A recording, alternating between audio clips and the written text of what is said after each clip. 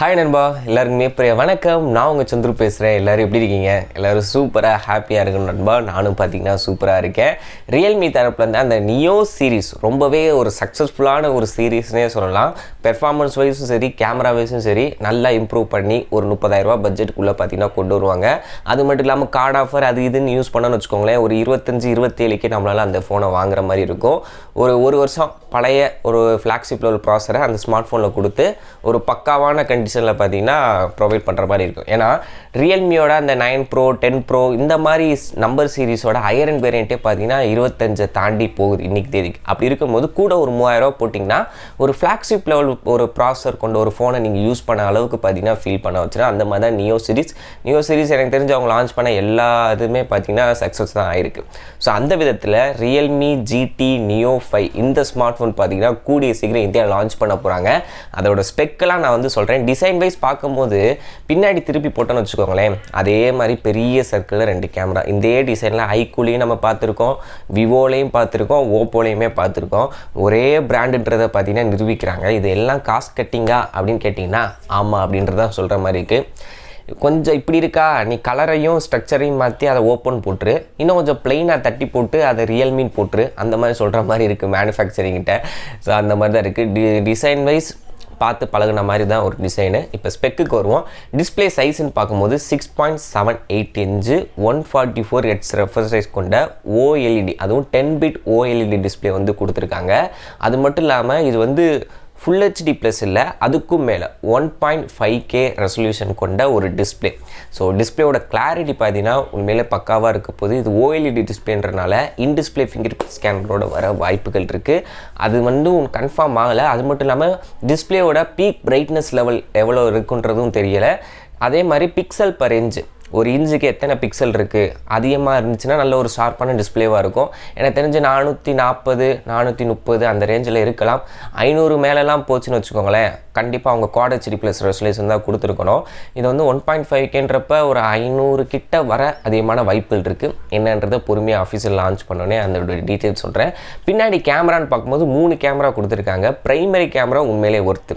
சோனியோட 50 megapixel புது sensor Sony IMX890 அப்படின்ற sensor வந்து கொடுத்துருக்காங்க. வித் ஆப்டிக்கல் இமேஜ் ஸ்டெபிலைசேஷனோட இருக்குது, OIS சப்போர்ட்டோடு இருக்குது. அப்புறம் 8 மெகாபிக்சலுக்கான அல்ட்ரா வைடு, 2 மெகாபிக்சலுக்கான மேக்ரோ, 16 மெகாபிக்சலுக்கான செல்ஃபி கேமரா. மிச்சம் 3 பார்த்தீங்கன்னா பெரிய லெவலில் இம்ப்ரெசிவாக இருக்காது.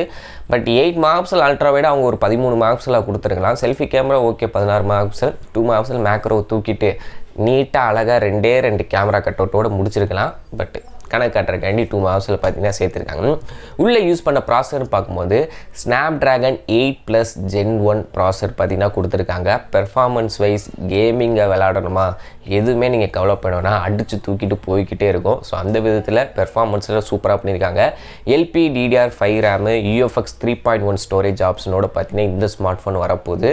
ஸோ ஃப்ளாக்ஷிப் லெவல் ப்ராசர்னாலே அந்த ஸ்டோரேஜ் ரிலேட்டடும் பார்த்தீங்கன்னா ஃப்ளாக்ஷிப் லெவலில் தான் இருக்க போகுது. இப்போ பேட்டரியில் பார்த்தீங்கன்னா ஒரு ட்விஸ்ட் இருக்குது. 5000 mAh பேட்டரி, 150 வாட்ஸுக்கான சார்ஜராக.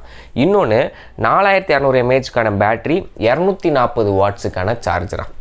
ஸோ நான் ஆல்ரெடி ஷோமியோட 11i Pro அந்த ஒரு வருஷத்துக்கு 2.5 வருஷத்துக்கு முன்னாடியே நான் சொல்லிட்டு தான் இருக்கேன், பேட்டரி தான் நமக்கு முக்கியம், சார்ஜிங் ஸ்பீடு முக்கியம் இல்லை. 5000 mAh battery, 66 watts charger, 67 watts சார்ஜரே பார்த்தீங்கன்னா போதும், இந்த அரை மணி நேரத்தில் ஃபுல்லாகிட போகுது.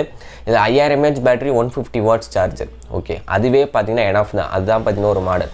இன்னொன்று 4200 mAh பேட்டரி, 240 வாட்ஸ், 10 நிமிஷத்தில் சார்ஜ் ஏறிடும் அப்படின்னு கெத்தாக வேணால் சொல்லிக்கலாம். ஆனால் அதுக்கு எவ்வளோ ரேட் வித்தியாசம் வைப்பாங்கன்றது தெரியல. எனக்கு தெரிஞ்சு மினிமம் 3000 அதுக்கு மேலே தான் பார்த்தீங்கன்னா வித்தியாசம் இருக்கும். 5000 mAh பேட்டரினா ஒரு 30,000 வச்சுக்கோங்க.